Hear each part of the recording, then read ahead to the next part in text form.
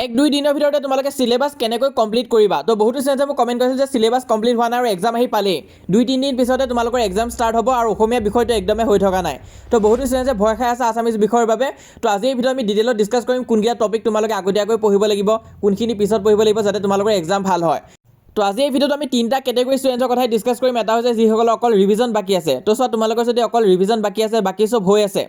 গোটেইখিনি তোমালোকে এবাৰ অলৰেডি পঢ়ি থৈছে এতিয়া অকল ৰিভিজন দিব বাকী আছে তেনেহ'লে একদম সেফ স্পটত আছে কাৰণ তোমালোকে যদি ৰিভিজনে ভালকৈ এবাৰমান দিব পাৰা তেনেহ'লে তোমালোকৰ ইজিলি 80+ উঠি যাব আৰু 90+ আহিব অকমান এফৰ্ট দিলে আৰু যিসকলৰ অলপ হৈ আছে তোমালোকেও কৰিব পাৰিবা ভালকৈ গেপখিনি ইউজ কৰিব লাগিব কিন্তু বহুতো ষ্টুডেণ্ট কি হৈছে একোৱে হৈ থকা নাই একো নাই হোৱা তো তেনে ক্ষেত্ৰত কি কৰিব লাগিব তো গোটেইখিনি কথা ডিছকাছ কৰিম ভিডিঅ'টো সম্পূৰ্ণ চাবা গোটেই একদম ডিটেইল প্লেন আজি আমি ডিছকাছ কৰিম ভিডিঅ'টোৰ কাৰণে অসমীয়া পৰীক্ষা এদিন আগতে যদি তোমালোকে ভিডিঅ'টো চাই আছা তেনেহ'লে খুবেই গুৰুত্বপূৰ্ণ হ'ব গৈ আছে 80+ তোমালোকে ইজিলি স্ক'ৰ কৰিব পাৰিবা ভিডিঅ'টো সম্পূৰ্ণ চাবা আৰু চোৱা তোমালোকে যদি ভাল ৰিজাল্ট কৰিম বুলি ভাবিছা তেনেহ'লে চেনেলটো ছাবস্ক্ৰাইব কৰি ৰাখিবা অসমীয়াৰ কাৰণে মই অলৰেডি বহুতো হেল্প কৰি থৈ দিছোঁ তোমালোকে চেনেলত পাই যাবা আৰু চোৱা বহুতো ষ্টুডেণ্টছে এটা প্ৰব্লেম কি কৰে সিহঁতে গোটেইখিনি ছাবজেক্ট একেদিনতে শেষ কৰিব চেষ্টা কৰিব তো ইউটিউবত বিভিন্ন ধৰণৰ ভিডিঅ' ওলাই আছে তোমালোকে অল ছাবজেক্ট কমপ্লিট কৰা 2 দিনতে 3 দিনতে তো সেইবোৰ কিন্তু এটা ভুল হয় বহুতো ষ্টুডেণ্টছে কি কৰিবা সিহঁতে কৈ আছে যে এইটো ছাবজেক্ট মই টান পাওঁ মই মেথছ টান পাওঁ সেইটো কাৰণে মই একেদিন আছামিজৰ লগত মেথছো পঢ়িম ইংলিছো পঢ়িম তাৰপিছত 7 তাৰিখে ছ'চিয়েল ছায়েন্স পঢ়িম ছায়েন্স পঢ়িম 8 তাৰিখে মেথছ পঢ়িম MIL পঢ়িম তাৰপিছত 9 তাৰিখে MILহে পঢ়ি যাম অনলি MIL পঢ়িম মানে যোনদিনা পৰীক্ষা আছে 10 তাৰিখে তোমালোকৰ পৰীক্ষা আছে 9 তাৰিখে তোমালোকে আছামিজখন কমপ্লিট টাইম দিব বিচাৰিছা তো সেইটো কিন্তু একদম ভুল এপ্ৰ'চ হয় তেনেকুৱাকৈ যদি পঢ়া তেনেহ'লে 40-50 মাৰ্কছ মানহে পাবা খুব বেছি তাতকৈ বেছি নোপোৱা তো তোমালোকক অকল 40-50 মাৰ্কছ যিটো কাম নহ'ব তো সেইটো আমি ফ'ল' নকৰোঁ তোমালোকে 80+ আনিব লাগিব প্ৰথম এক্সামটো যদি ভাল হয় তেনেহ'লে বাকীবিলাক এক্সাম এনেই ভাল হৈ যাব তো সেইটো কাৰণে তোমালোকে 6 তাৰিখৰ পৰাই মানে কালিৰ পৰাই অকল অসমীয়াই পঢ়া বাকীখিনি ছাবজেক্ট পঢ়িব দৰকাৰ নাই তোমালোকৰ মেথছ হৈ থকা নাই তোমালোকৰ ইংলিছ হৈ থকা নাই গোটেইখিনি বাদ দিয়া যি হোৱা নাই সেইখিনি পিছত দেখা যাব কিন্তু এতিয়া বৰ্তমান তোমালোকে অসমীয়াত ফ'কাছ কৰা যদিহে 80+ আনিব বিচাৰিছা তো চোৱা 10 তাৰিখে তোমালোকৰ এক্সাম আছে ফেব্ৰুৱাৰী 10 তাৰিখে তোমালোকৰ এক্সাম আছে আৰু আমাৰ হাতত এতিয়া একদম দিন নাই তো এতিয়া কালি ধৰি লোৱা 6 তাৰিখ হয় তোমালোকে যেতিয়াই ভিডিঅ'টো নোচোৱা আকৌ কিছুমানে ভিডিঅ'টো 8 তাৰিখে চাব কিছুমানে 9 তাৰিখে চাব কিন্তু সকলোৰ বাবে ইম্পৰ্টেণ্ট হয় মই লাষ্টত কৈও দি আছোঁ কোনকেইটা টপিক আগতে পঢ়িব লাগিব কোনখিনি পিছত পঢ়িবা তো চোৱা 6 তাৰিখে যদি তোমালোকে ভাবা যে মই ইংলিছ পঢ়িম আছামিজ পঢ়িম চব পঢ়িম তো তেনেকুৱা নহয় তোমালোকে এতিয়া এই 4 দিনমান অকল এটা ছাবজেক্টে পঢ়া কাৰণ চোৱা আমাক লেটাৰ আনিব লাগিব প্ৰথম ছাবজেক্টটোত কাৰণ যিহেতু গেপো আছে তোমালোকে যদি প্ৰথম এক্সামটো যদি ভাল কৰা তেনেহ'লে পিছৰ কাৰণে কনফিডেঞ্চ পাবা তো সেইটো কাৰণে ফাৰ্ষ্ট এক্সামটো কিন্তু সদায় ইম্পৰ্টেণ্ট দিবা তোমালোকে তো তোমালোকে কি কৰিবা 7 তাৰিখে ধৰি লোৱা তোমালোকে অল পয়েমছখিনি চাই দিলা অসমীয়াৰে তাৰপিছত তোমালোকে 8 তাৰিখে ধৰি লোৱা অল প্ৰ'জখিনি চাই দিলা তো ইয়াত 7 তাৰিখে তোমালোকে অল পয়েমৰ লগত গ্ৰুপ বিখিনিও চাই দিব পাৰিবা তাৰপিছত 8 তাৰিখে অল প্ৰ'জ চাই দিলা ধৰি লোৱা তাৰ লগতে তোমালোকে ৰাইটিং পাৰ্টখিনিও চাই দিলা ৰাইটিং পাৰ্ট যোনখিনি আছে তোমালোকৰ আবেদন লিখন তাৰপিছত ৰচনা সেইবিলাক চাই দিলা তাৰপিছত তোমালোকে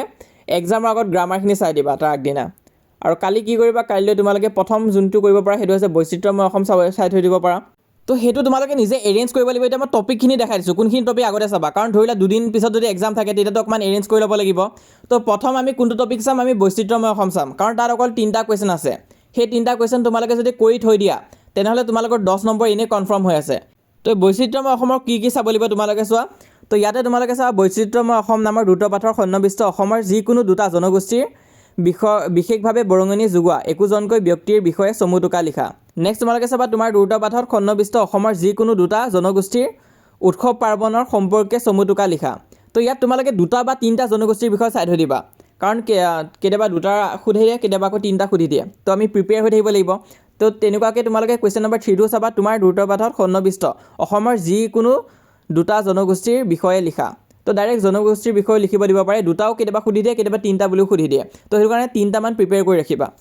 তেনেকৈ তোমালোকে 1 ঘণ্টা 30 মিনিট মানতে বৈচিত্ৰ্যময় অসম শেষ কৰি দিব পাৰিবা আৰু তাৰপিছত তোমালোকে নেক্সট ক'ত যাবা অল পয়েমছত যাব পাৰা পয়েমছ যি আছে সেইখিনি চাব পাৰা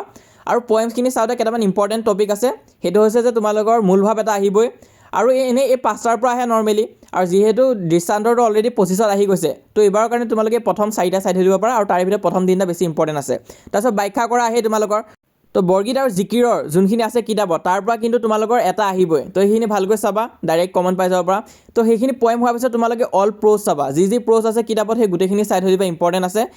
আৰু তাৰপিছত তোমালোকে ৰাইটিং পাৰ্টখিনি চাব পাৰা গ্ৰুপ বি চাবা আৰু শেষত তোমালোকে গ্ৰামাৰখিনি প্ৰেক্টিছ কৰিবা নহ'লে পাহৰা যায় লগতে আৰু এটা কথা তোমালোকে চাবা অপশ্যন ক'ত থাকে এতিয়া ধৰি লোৱা তোমালোকৰ ভাৱ সম্প্ৰসাৰণ আহে নহ'লে প্ৰতিবেদন নহ'লে আবেদন অপশ্যন থাকে তো তোমালোকে যদি একোৱে হোৱা নাই তেনেহ'লে মই ছাজেষ্ট কৰিম যে আবেদন লিখনটোত যোৱা, ইজি আছে, সেইটোৱে প্ৰেক্টিছ কৰা। কিন্তু যদিহে সময় আছে বা বেলেগ কৰি থৈছিলা তেনেহ'লে তোমাৰ কথা। কিন্তু যিসকলে এতিয়ালৈ একোৱে পঢ়া নাই সিহঁতক মই এডভাইচ দিম যে আবেদন লিখনটো চাবা। আৰু ইয়াৰ এনচাৰটো ক'ত পাবা, আমাৰ যোনটো কমন ছিৰিজৰ ভিডিঅ' আছিলে তাত পাই যাবাগৈ। একদম সাধাৰণ কমনৰ ভিডিঅ'টো চাবা, বহুতখিনি হেল্প হ'ব তোমালোকৰ মেট্ৰিক পৰীক্ষাত। তো 3 লাখতকৈ ওপৰত ভিউজ আছে, যদিহে একো পঢ়ি হোৱা নাই ভালকৈ সেই ভিডিঅ'টো এবাৰ চাই দিয়া। একদম মষ্ট ইম্পৰ্টেণ্টখিনি মই আগতীয়াকৈ দেখাই দিছোঁ উইথ এনচাৰ্ছ।